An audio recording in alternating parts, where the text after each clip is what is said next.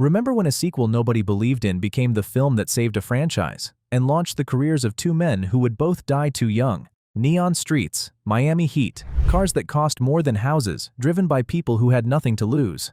A franchise that had lost its star, its director, and its script, and somehow kept going anyway. Paul Walker carrying it alone after Vin Diesel walked.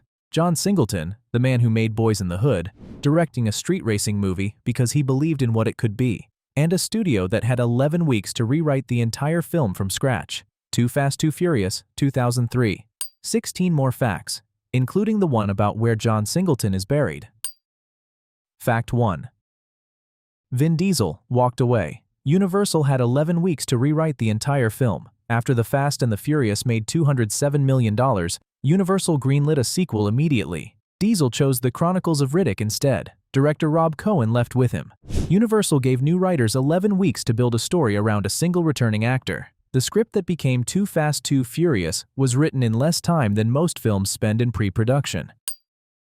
Fact 2. Diesel reportedly turned down between $20 and $25 million. He had made $2.5 million on the first film.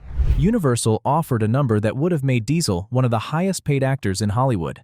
He asked for more and for creative control. Universal declined. Diesel walked.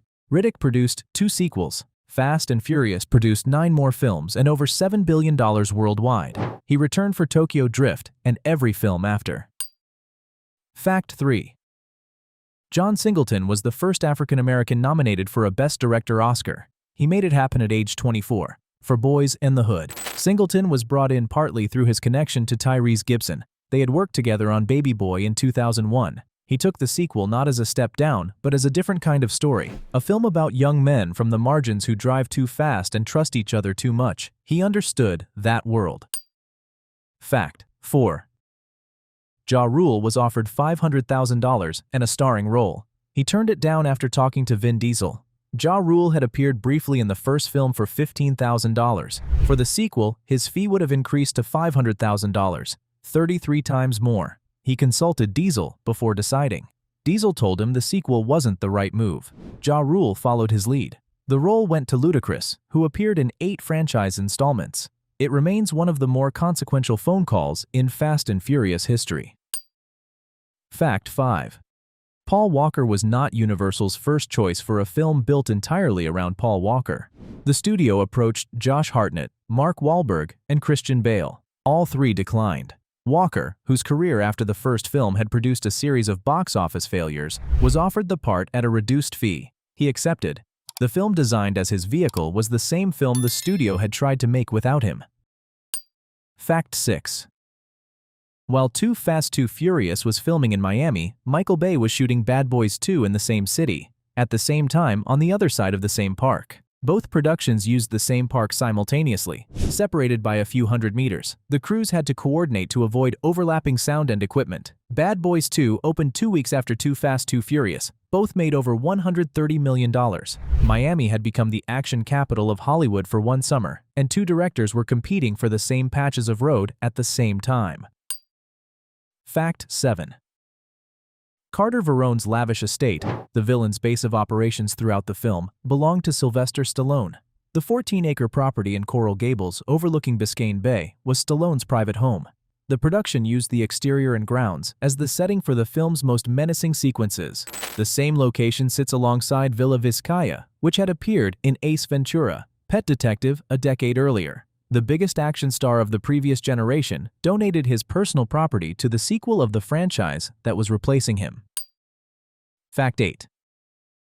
The budget was $76 million. The original Fast and Furious had cost $38 million. The sequel cost exactly double the original, before any overruns. The film grossed $236 million worldwide. Critics gave it 36% on Rotten Tomatoes. The audience gave it their opening weekend money before the reviews were published. A script rewritten in 11 weeks. A lead actor who was the last option. A director who had no business making a street racing film, and understood it better than anyone else would have. Up to here, how the film got built. From here, what happened when it ran.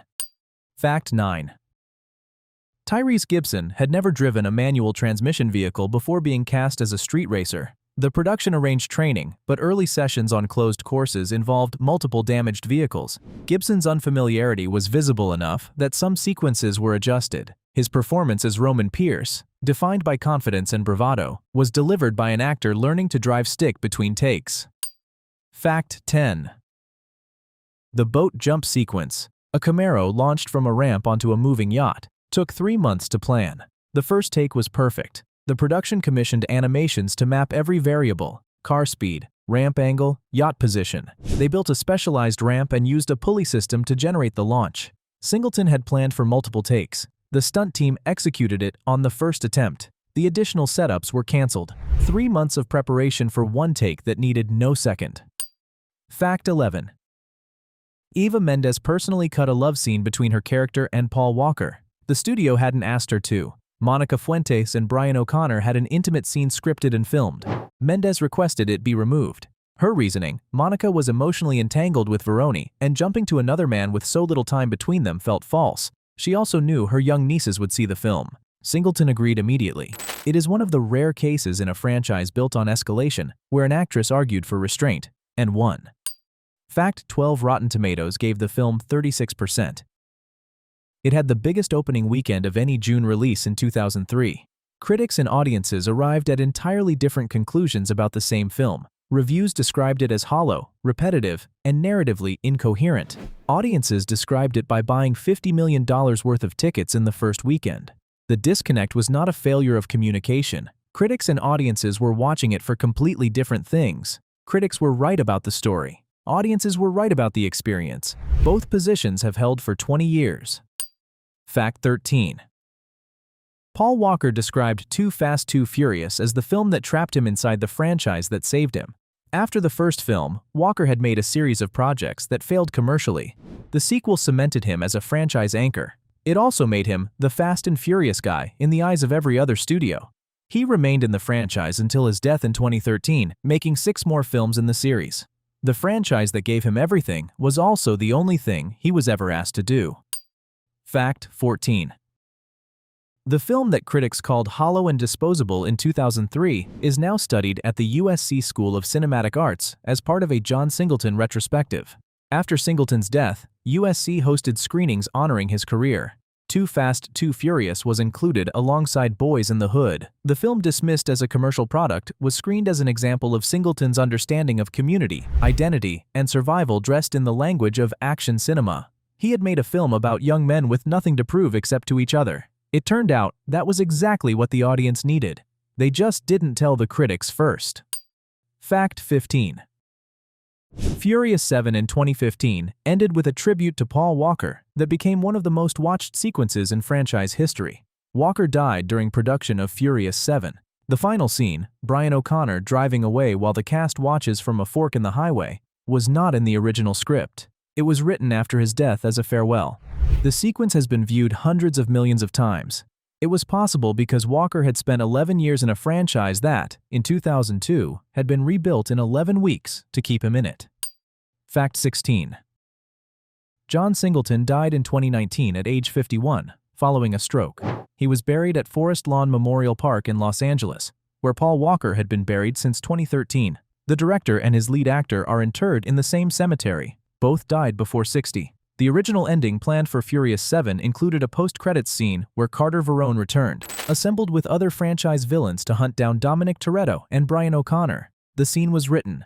Cole Hauser was set to reprise the role. It was scrapped after Walker's death. The reunion that would have closed the loop was canceled at the same moment the franchise lost the man it was built around.